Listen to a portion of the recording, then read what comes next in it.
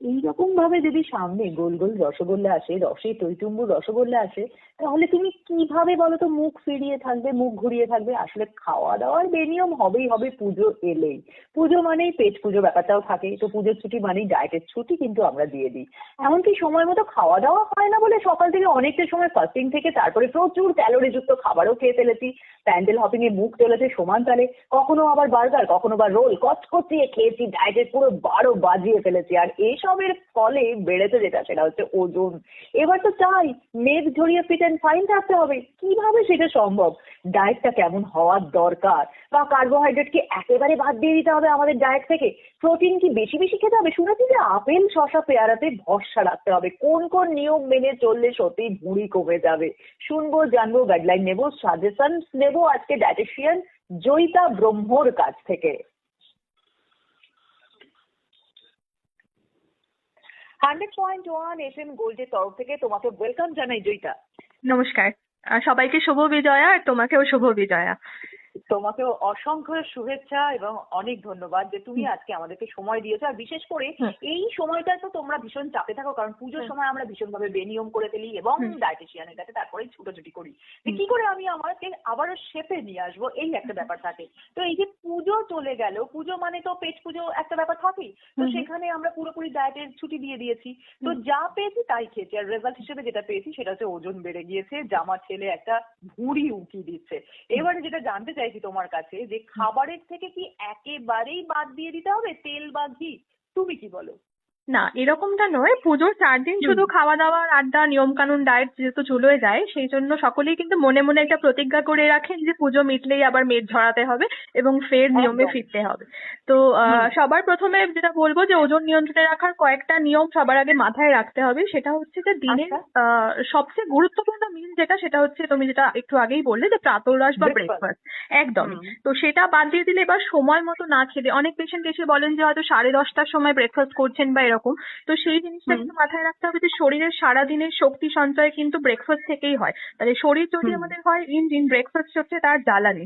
সুতরাং ঘুম থেকে একদম। ওঠার একদমই মানে ঘুম থেকে ওঠার 1 ঘন্টার মধ্যেই কিন্তু সকালের খাবার খেতে হবে। অনেকে বলেন যে সকালে উঠে খিদে পায় না, তাহলে কিন্তু বুঝতে হবে যে আপনার যকৃৎ এবং অন্ত্রের দেখভাল প্রয়োজন।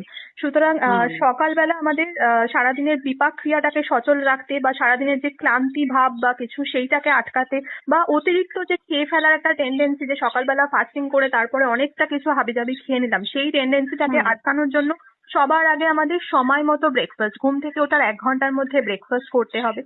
এবং সেকেন্ড যেটা বলবো যে সারাদিনের বিপাক ক্রিয়া সচল রাখতে এবং অবশ্যই ওজন নিয়ন্ত্রণে রাখতে 2 থেকে 4 ঘন্টার গ্যাপিং দিয়ে কিন্তু আমাদের খাবার খেতে হবে। 3টে মেজর বড় মিল, হ্যাঁ 3টে মেজর বড় মিল, যেটা হচ্ছে তোমার ব্রেকফাস্ট, লাঞ্চ, ডিনার, এবং মাঝখানে ছোট 4টে টোটাল মিল, মানে টোটাল 7টা কি 8টা মিলে আমরা ভাগ করব ছোট ছোট মিলে, এবং অল্প অল্প করে বারে বারে খাবো। ঠিক ঠিক। আচ্ছা, বিজয়া তো এখনো চলছে যেমন, এবং তার সঙ্গে সামনেই আসছে দেওয়ালি, সেখানেও তো একটা মিষ্টি মুখ ব্যাপারটা থাকে। সেক্ষেত্রে উপায় কি একটু তুমি যদি বলো। হ্যাঁ, আমরা যেটা মাথায় রাখি সবসময়, আমরা ডায়েট বলতে বুঝি যে ওজন নিয়ন্ত্রণ, কিন্তু পুজোর কয়েকদিন খাওয়া দাওয়ার মধ্যে কিন্তু আরো যে জিনিসগুলো মাথায় রাখতে হয় সেটা হচ্ছে যে আমাদের কিন্তু অনেক সময় পেট খারাপ বা ফুড পয়জনিং এর একটা ব্যাপার থাকে, অনেক সময় ডিহাইড্রেশনের সমস্যা থাকে। সুতরাং খাওয়া দাওয়া, আমাদের নিজের শরীরকে কিন্তু আমরা সবচেয়ে বেশি নিজে বুঝি, সুতরাং শরীর বুঝে খান। এমন নয় যে চোখের খিদেতে আমরা সবটা খেয়ে নিলাম, বা আমার হয়তো হ্যাঁ বা আমার অনেকটা স্টমাক আপসেট রয়েছে বা একটা ডিহাইড্রেশন রয়েছে, তারপরে আমি হয়তো জোর করে ওষুধ খেয়ে আবার খাওয়া দাওয়ায় ফিরে গেলাম, এবং সেটা কিন্তু ঠিক নয়। সবার আগে আমাদের শরীরটাকে দেখভাল করতে হবে। মিষ্টি মুখ অবশ্যই করব, যাদের ডায়াবেটিকের সমস্যা রয়েছে তাদের একটু কন্ট্রোলে থাকতে হবে, বাট সেটা সবার ক্ষেত্রেই বলবো একটু নিয়ম মেনে খাওয়া দাওয়া করতে হবে। এমন নয় যে পুজো মানে শুধুই কার্বোহাইড্রেট বেসড খাবার দাবার খেলাম। অবশ্যই কার্বোহাইড্রেট, প্রোটিন, ফ্যাট 3টেকে মেজারমেন্ট করে নর্মালি খাওয়া দাওয়া করবো, এবং কয়েকটা তো চিট মিল হবেই, কারণ সামনে আমাদের কালী পুজো রয়েছে, জগদ্ধাত্রী পুজো রয়েছে, বাঙালিদের 12 মাসে 13 পার্বণ, সুতরাং কিছু তো চিট মিল হবেই। আচ্ছা, আমাদের না অনেকেরই ধারণা আছে যে ওজনকে যদি বশে আনতে হয় তাহলে অবশ্যই কার্ব মানে ভাত রুটি এগুলোকে বাদ দিতে হবে ডায়েট থেকে। এটা কি ঠিক? না, একেবারেই নয়। কোনো কিছুই বাদ দিয়ে বা কোনো ক্র্যাশ ডায়েট আমরা করব না। অনেকের ক্ষেত্রে আমরা বলি ইন্টারমিটেন্ট ফাস্টিং, বা কারোর ক্ষেত্রে হয়তো আমরা কিটো ডায়েট ফলো করি, সেটা কিন্তু সবার জন্য সুইটেবল নয়, বা সেটা কিন্তু একটা পিরিয়ড শর্ট টাইমের জন্য হয়তো suitable, but not for life time. একটা সাস্টেনেবল ডায়েট বজায় রাখবো, যেটাতে নর্মাল পেশেন্টদের ক্ষেত্রে 55 to 60% আসবে কার্বোহাইড্রেট থেকে, বাকি 15 to 20% from protein and fat.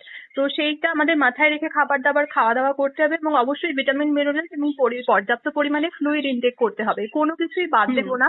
আমাদের যে 7 ফুড গ্রুপস আছে, প্রত্যেকটা ফুড গ্রুপ থেকে কিন্তু পরিমাণ মতো খাবার খেতে হবে। কোনো কিছু কার্ব বাদ দিয়ে বা রেস্ট্রিক্ট করে খাবো না। ঠিক ঠিক। আচ্ছা, এই যে ব্রাউন রাইস, কার্বের কথা যেহেতু আছে, ব্রাউন রাইস বা ওটস, এইগুলো কি ব্রেকফাস্ট বা লাঞ্চে খেলে সত্যি ওজন কমানো সম্ভব? হ্যাঁ, অবশ্যই সম্ভব, কারণ এগুলোতে কমপ্লেক্স কার্বোহাইড্রেট থাকে বা ফাইবার থাকে, যেটা সলিউবল ফাইবার আমরা বলে থাকি। এবং ফাইবার কি করে, আমাদের স্যাটাইটি থাকে অনেকক্ষণ ফুলফিল রাখতে হেল্প করে, যার ফলে কিন্তু অনেকক্ষণ আমাদের পেট ভর্তি থাকে, খিদে পায় না বারে বারে। সেই কারণে বলা হয় যে কমপ্লেক্স কার্বোহাইড্রেট রাখতে খাবারের মধ্যে, এবং এটা আমাদের বাওয়েল মুভমেন্টটাকেও ক্লিয়ার করে, যার ফলে কিন্তু আমাদের ঠিকঠাক মতো বিপাক ক্রিয়াটা সচল থাকে। সেই কারণে বলা হয় কমপ্লেক্স কার্ব অবশ্যই আমাদের শরীরের জন্য ভালো, এটা সবার ক্ষেত্রেই ভালো। আচ্ছা আচ্ছা। আর একটা কথা শুনেছি যে, এই যে তুমি যেমন ফ্লুইডের কথা বললে, তো এই কথাটাতেই একটু বলছি যে বাড়তি মেদ ঝরাতে নাকি বেশি করে জল খেলে উপকার মেলে, এটা কি ঠিক? না, এটা একদমই ঠিক না। বাড়তি মেদের সঙ্গে জলের কোনো ইন্টারাকশন নেই, বাট এটা বলতে পারি যে খাওয়া দাওয়ার সঙ্গে সঙ্গে অনেকে কি হয় যে পুজোর সময় সারা রাত্রি ধরে খাওয়া দাওয়া ঘোরা নাই, সারা রাত্রি ধরে যে প্যান্ডেল হপিং, সেই সময় কিন্তু আমরা যখন তখন হয়তো কোনো ফাস্টফুড খেয়ে নিলাম, তার সাথে সাথেই জল খেয়ে নিলাম, বা অনেকক্ষণ হয়তো জল খেলাম না। জল খাওয়ার কিন্তু নিয়ম হচ্ছে যে খাবার খাওয়ার 20 মিনিট থেকে আধ ঘন্টার মধ্যে কিন্তু জল খেতে হবে। এমন নয় যে খাবার সাথে সাথে জল খেয়ে ফেললাম। এটা এই কারণেই বলা হয় যে খাবার সঙ্গে সঙ্গে আমাদের পাচক রস বা যে এনজাইম গুলো সেগুলো বেরোতে থাকে, এবং সাথে সাথে যদি আমরা জল খাই তাহলে কিন্তু সেটা ডাইলিউট হয়ে যায়, এবং যার ফলে কিন্তু আমাদের খাবার হজমটা ঠিকঠাক হবে না। তো সেই কারণে খাবার যদি ঠিকঠাক হজম না হয়, সেটা আমাদের ফ্যাট হিসেবে স্টোর হবে এবং অটোমেটিক্যালি ওজনটা বাড়তে থাকবে। এই কারণে জল খাওয়ার নিয়মগুলো ঠিকঠাক মতো মেনটেন করা, এবং সারাদিনে আপনার পর্যাপ্ত পরিমাণে জল খেতে হবে যাতে ঠিকঠাক মতো হজম হয়। বাট জলের সাথে ওজন নিয়ন্ত্রণে এইখানেই কানেকশন আর কি। তার মানে খাবার খাওয়া যেমন ডায়েটের মধ্যে যেমন আমরা ফেলে দিচ্ছি, ঠিক সেরকম ভাবে জলটাকেও কিন্তু আমাদের অবশ্যই ডায়েটের মধ্যেই আনার দরকার, যে কোন সময় খাবো টাইমিংটা বিশেষ করে, এবং সেটা অবশ্যই আমাদের মেনে চলতে হবে, কারণ ওই বিপাক ক্রিয়াটা ঠিকঠাক হওয়ার জন্য। আচ্ছা, শুনেছি যে মেদ ঝরাতে প্রোবায়োটিক্স তো নাকি হেল্প করে, তো এটা কি একটু যদি বলো আমাদেরকে। হ্যাঁ, মেদ ঝরাতে প্রোবায়োটিক হেল্প করে, এবং সবচেয়ে বড় কথা প্রোবায়োটিকের মূল ভূমিকা হচ্ছে যে এর মধ্যে গুড ব্যাকটেরিয়া থাকে, যেটা আমাদের কিন্তু হজম করতে সাহায্য করে। যেটা আমি বললাম যে স্টমাক আপসেট এই সময় খুব বেশি দেখা যায়, তো সেই সময় যদি আমরা একটু প্রোবায়োটিক বা নর্মাল যেটা আমরা বলি ঘরে পাতা টক দই, এগুলো কিন্তু আমাদের খুব হেল্প করে, হজমে সাহায্য করে। সেই কারণেই বলা হয় যে প্রোবায়োটিক ইনক্লুড করতে। তো আমরা একটু ফলের সাথে যদি দই দিয়ে স্মুদি বানিয়ে খাই, অনেকে যে তুমি যে একটু আগে বলছিলে যে অনেকে ফল খাওয়ার একটা ফ্যাসিনেশন, যে ফল খেলে ওজন নিয়ন্ত্রণ হবে। হ্যাঁ, তো আমরা এটা আনহেলদি স্ন্যাকিং এর টাইমে যদি একটু উল্টোপাল্টা জাঙ্ক ফুড না খেয়ে স্ন্যাক্স টাইমে যদি একটু ফল দিয়ে দই দিয়ে প্রোবায়োটিকটাও গেল প্লাস ফলটাও গেল, একটু স্মুদি বানিয়ে খেলাম, তার মধ্যে একটু ড্রাই ফ্রুটস অ্যাড করলাম, সেটা কিন্তু আমাদের ওজন নিয়ন্ত্রণেও হেল্প করবে এবং শরীরের জন্যও ভালো হবে। আচ্ছা আচ্ছা। আর দেখো সামনেই তো ভাইফোঁটা মানে তো আবারও খাওয়া দাওয়া, দেওয়ালি মানেও সেই খাওয়া দাওয়া, তো সেখানে কি এই মাটন, ঘি, মাখন, পোলাও এই সমস্ত কি ডায়েটের জন্য বাদ দিয়ে দেবো, নাকি একটু একটু চলতে পারে, একটু যদি বলো। একেবারেই বাদ দেবো না। কিছু কিছু ক্রিটিক্যাল পেশেন্টদের ক্ষেত্রে আমরা বলবো যে একটু মানে অ্যামাউন্ট বুঝে খাওয়ার জন্য, বাট নর্মালি যারা সাধারণভাবে খাওয়া দাওয়া করতে ভালোবাসেন তাদের সবকিছু বাদ দেওয়ার প্রয়োজন নেই। সেই কটা দিন যদি একটু মানে উল্টোপাল্টা খাওয়া দাওয়া হয়ে যায়, তো বাকি দিনগুলো আমরা ম্যানেজমেন্ট করব, এবং একটু ক্যালোরিটাকে ঝরানোর জন্য অবশ্যই সারাদিনে এক্সারসাইজ করব, অন্তত 25 থেকে 30 মিনিট একটু ঘাম ঝরানোর মতো এক্সারসাইজ, এবং বাকি দিনগুলোতে খাওয়া দাওয়া যেন একটু লাইট হয়, মানে ভাইফোঁটার পরে বা কালী পুজোর পরে একটু লাইট খাওয়া দাওয়া, হালকা একটু মাছের ঝোল বা একটু চিড়ে কলা, কাঁচকলার ভর্তা, এই জিনিসগুলো যদি পরে আমরা রাখি তাহলে যাতে আমাদের স্টমাকটা ভালো হয় সেটা। দেখো তুমি যদিও বলে দিলে সমস্ত কথাই, তবুও একেবারে সময় যেহেতু কম, একদম শেষে একটু যদি আমাদেরকে বলো যে আমরা অনেকেই আছি না যে ঝট করে আমরা এই ওয়েটটা একটু বেড়ে যাচ্ছে, আমরা এই খেয়েছি তো আমরা অমনি সংশয় কঠিন ডায়েটে নিজেদেরকে ফেলে দিই।